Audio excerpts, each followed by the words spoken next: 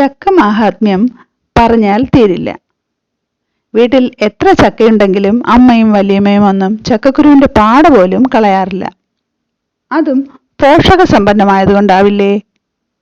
ഈ ലോക്ക്ഡൌൺ കാലത്ത് പല വീടുകളിലും വെടിക്കുരുവിന്റെ പൊട്ടലും ചിറ്റലും ഒക്കെ ഉണ്ടായി കാണുമല്ലോ. ഇനി അതിന്റെ പാട വെച്ച് നല്ല രുചിയുള്ള മെഴുക്ക് പുരട്ടി ഉണ്ടാക്കാം. കുറച്ച് ഉള്ളിയും കൂടി വേണം.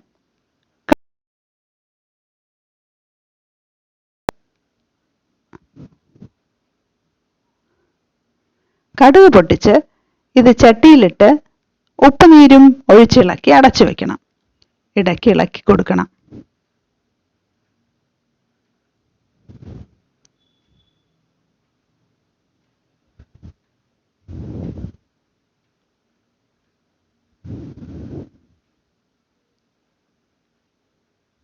തീ നന്നായിട്ട് കുറച്ച് വെച്ചാൽ മതി.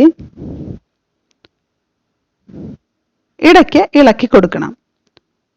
ഒരു കാര്യം പറഞ്ഞോട്ടെ, ചക്കപ്പപ്പടം ഉണ്ടാക്കുന്ന വീഡിയോയുടെ ലിങ്ക് ഡിസ്ക്രിപ്ഷനിൽ കൊടുത്തിട്ടുണ്ട്. കാണാൻ മറക്കരുതേ.